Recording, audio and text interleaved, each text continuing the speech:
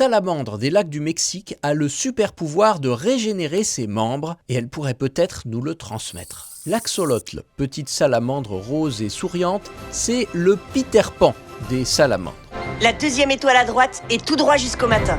Il ne devient jamais adulte et reste toute sa vie une larve. En général, les salamandres naissent et grandissent dans l'eau, comme les têtards des grenouilles. Puis un jour, métamorphose, elles troquent leurs branchies contre des poumons et partent vivre sur la terre ferme. Mais l'axolotl, lui, ne se métamorphose pas. Il préfère passer toute sa vie dans l'eau sans vieillir. Étrangement, il devient quand même capable de se reproduire sous forme de larve et cumule donc les avantages de la vie d'adulte et de la vie d'enfant à la fois. Et parmi ces avantages d'enfant, celui de conserver ses cellules souches comme un embryon. Des cellules qui lui confèrent l'incroyable pouvoir de régénérer ses organes. Si on lui enlève un morceau de cœur, de cerveau, de poumon, de moelle épinière ou même un membre entier, tout repousse à l'identique. Et c'est ce qui a intéressé les chercheurs de Wake Forest en Caroline du Nord. Dans une étude parue le mois dernier, ils ont comparé la régénération des membres chez l'axolotl avec celle d'autres vertébrés. Le poisson zèbre, qui sait faire repousser sa nageoire caudale quand on lui en coupe un morceau, et la souris, qui comme nous est un mammifère, donc ses membres amputés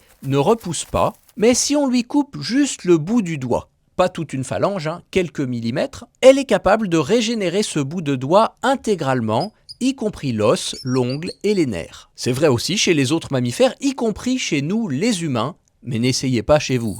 En comparant les trois animaux, les chercheurs se sont aperçus que deux gènes universels pilotent la régénération des tissus chez tous les vertébrés. Ils ont alors mis au point une thérapie qui permet de mimer l'activité de ces gènes et ils l'ont testé chez la souris. Résultat, la régénération des doigts devient plus rapide et plus efficace. On est encore loin d'une application médicale pour l'homme, mais ces recherches aideront sans nul doute à améliorer la guérison des blessures ou à développer de nouvelles générations de prothèses. Un espoir quand plus d'1 million de personnes par an sont amputées dans le monde, principalement à cause de maladies comme le diabète. La science souhaite donc aux éternels enfants que sont les axolotls de nous aider à comprendre leurs secrets de jouvence afin qu'on le maîtrise sur le bout des doigts.